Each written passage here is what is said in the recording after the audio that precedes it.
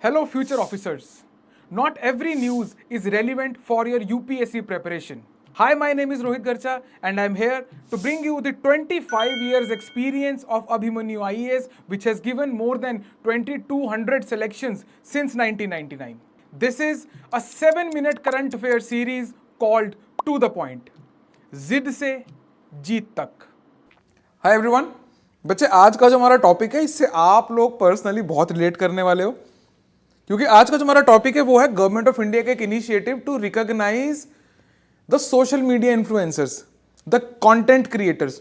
उसके लिए government of India ने एक अवार्ड्स जो हैं उसकी घोषणा कर दी है और उसमें नॉमिनेशंस वगैरह जो हैं वो इनवाइट किए गए हैं. कुछ कुछ क्राइटेरियाज हैं.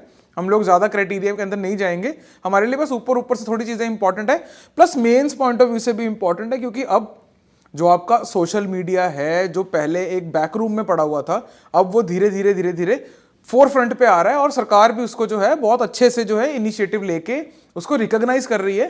एंड उसमें उसका एक जो पोर्शन है that is this one, the national creators award, है ना, क्रिएटिंग योर इम्पैक्ट. और ये गवर्नमेंट ऑफ इंडिया का डायरेक्टली उनका अपना ही इनिशिएटिव है, राइट. उनके under directly it is under government of India. My gov जो वेबसाइट है उसके थ्रू ही जो है ये पर्टिकुलर अवार्ड्स जो है वो चलेंगे.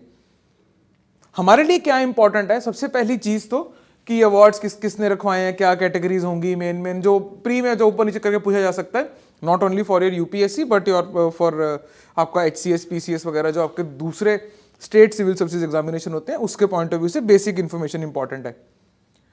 उससे ज़्यादा इंपॉर्टेंट ये है कि यार ये क्रिएटर्स इकोनॉमी होती क्या है, ये आपको समझ में आना चाहिए, क्योंकि मेंस के ऊपर अगर सवाल आएगा तो वो इसके अराउंड ही आएगा कि यार उनके चैलेंजेस क्या हैं या सरकार के चैलेंजेस क्या हैं इस पूरी चीज के अंदर, या ये होता ही क्या है ओवरऑल, राइट. तो ये मेंस पॉइंट ऑफ व्यू से भी ये टॉपिक थोड़ा सा इंपॉर्टेंट है और नो डाउट इंटरेस्टिंग भी है. So government of India has recently unveiled the prestigious national creators award, ठीक है, aimed at acknowledging and celebrating remarkable contributions of the new age influencers, ठीक है, and creators in shaping India's digital landscape. तो ये influencer word कोई नया word नहीं है बच्चे. हर सोसाइटी में एक अपना इन्फ्लुएंसर होता ही है, चाहे जितनी मर्जी कोई छोटी कम्युनिटी है उसमें भी एक इन्फ्लुएंसर होगा. द वन हु इन्फ्लुएंसेस, जिसको देख के आप थोड़े बहुत तौर तरीके सीखते हो, राइट. और हर सोसाइटी में अपने रहा, अगर बचपन में जैसे उस समय तो सोशल मीडिया इतना नहीं था, अगर आप सोचोगे उस दौर को भी अपनी क्लास याद करके देखोगे या जहाँ पे भी आप पढ़ते थे या मोहल्ला, तो वहाँ पे कोई ना कोई ऐसी फिगर होगी जो टेक्निकली थोड़ा सा मतलब जिसको लोग देखते होंगे, जिसकी बात सुनते होंगे. ये मैं इन्फ्लुएंस आपको सिर्फ फैशन के सेंस में, है ना, ये ओपिनियन के सेंस में नहीं बोल रहा हूँ, ओवरऑल सारी सेंस में थोड़ा सा जो कम्युनिटी उसकी तरफ देख के चलती है ना.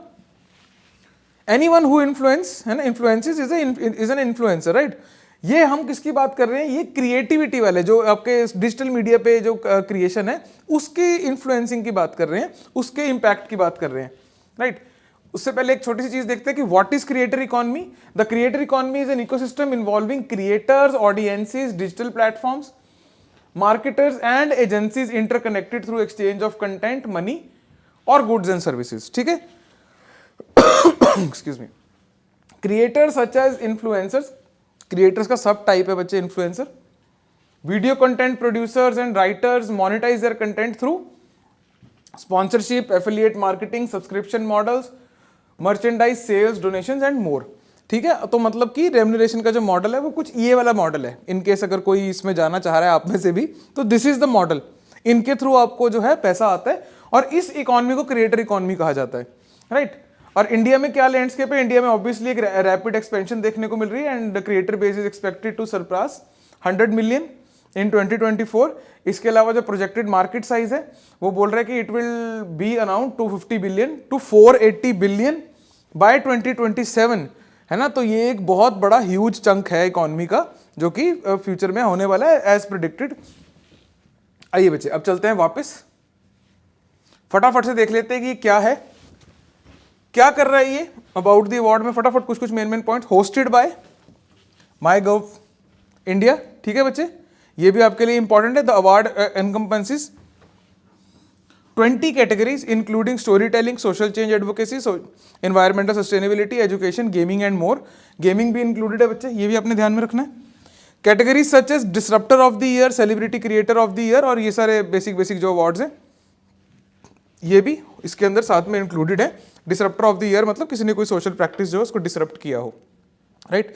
इसके अलावा उसको कोई तबाही मचाने वाली बात नहीं है, किसी इल प्रैक्टिस को डिसरप्ट करने की बात हो रही है यहाँ पे, ठीक है बच्चे। तो ये एक इनिशिएटिव है, इसको आप गुड गवर्नेंस में भी डाल सकते हो कि government is finally keeping up with the pace of growth, है ना।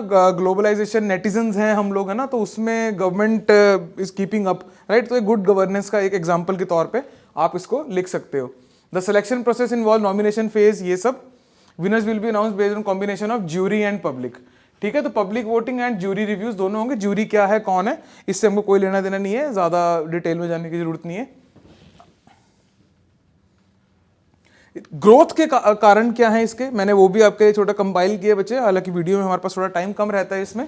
देखते हैं reasons for growth. Accessibility, smartphones का एक्सेस बढ़ा specially after Covid pandemic, right. उसका एक्सेस बढ़ा और डिजिटल इंडिया की पेनिट्रेशन हुई, हेंस आपका जो सोशल मीडिया इन्फ्लुएंसर्स है इनकी ग्रोथ होना वो लाजमी था, right. Diversified monetization platforms encourage exploration of various monetization avenues beyond brand endorsement, fostering sustainable income streams, है ना। तो जो influencers are also getting smart, कहने का मतलब ये है, राइट। एंड बच्चे that is all for today. Thanks for watching the video. This 7-minute to the point series is specially designed for your prelims examination. If you wish to cover your current affairs holistically for your mains as well as for your interview, please check out Abhimanyu IAS Current Affairs Master Course 2024. It is based on Trishul model. You will be getting 3 things. Number 1, weekly classes. Number 2, weekly PDFs of current affairs. Number 3, weekly tests on current affairs.